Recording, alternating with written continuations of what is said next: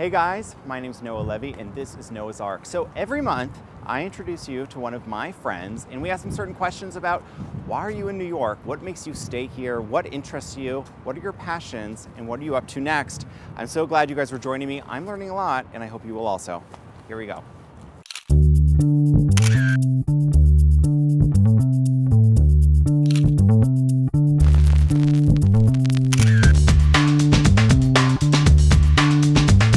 So excited for this week's guest because she's a very close friend of mine and somebody that I consider to be a legend. And her head just got this much bigger. This is Lisa Lampanelli. Hey! Hey! And her as long as my ass didn't get that much bigger, because I worked a long time on getting this weight off. No muffin top showing.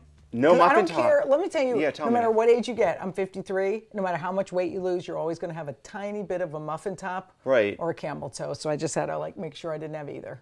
People know you as, and correct me, as a insult comic. Right. Many have called you the Queen of Mean. Mm-hmm. People know you as your stage persona, but of course, like most performers, you're not like that at all. Right. And I feel like you're going through an interesting transition in your career where the real Lisa is actually going to start to show. Yeah, it's funny because the new special I just filmed is called Back to the Drawing Board. And the reason I called it that was because it's like I'm sort of back to what I originally was, sort of storytelling comic, comic who tells more about my life. Because, you know, I built my whole career as an insult comic because of one guy heckling me on my third performance ever.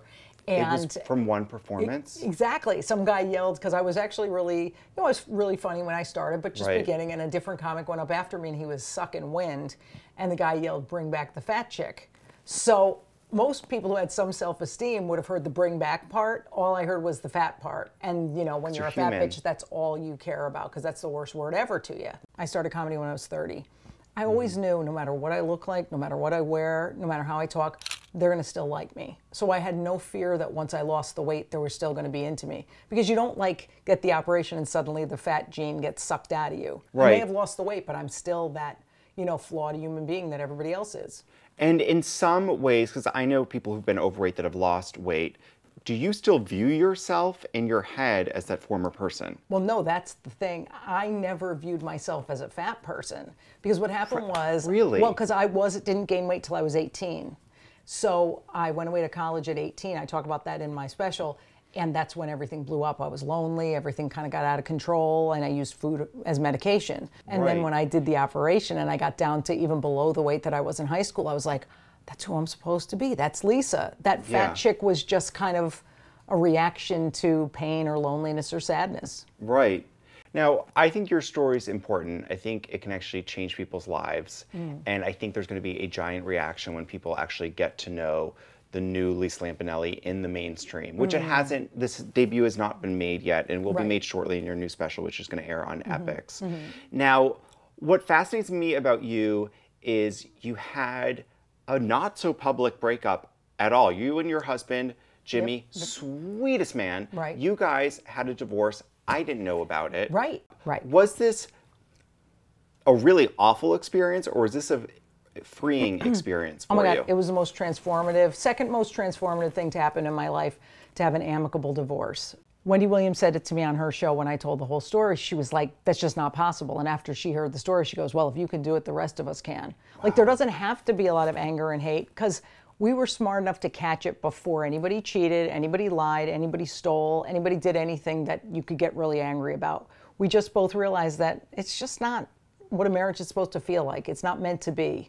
We're supposed to be with other people. We're supposed to be with people who get us more. I didn't get him, he didn't get me, and that's okay. You're tough, you're smart, but now people are starting to understand that you're introspective and you figured some shit out about yourself. What's your advice to fans that you have about getting ejected? We'll say that, getting ejected from a relationship. Remember the guy who wrote that book, He's Just Not That Into You, Greg Barrett? He also wrote a book called It's Called a Breakup Because It's Broken. And I got that years ago, 7, 8 years ago with a different breakup. And it's very lighthearted but heavy too at the same time, which I love because I like the fact that I'm moving in a direction with comedy of having a message but also being lighthearted. And it really takes you through exercises of how to do a breakup honorably. You have sold out Radio City Music Hall, Carnegie. You've hosted so many Comedy Central roasts, sold out tours around the country. Right. What is next for you?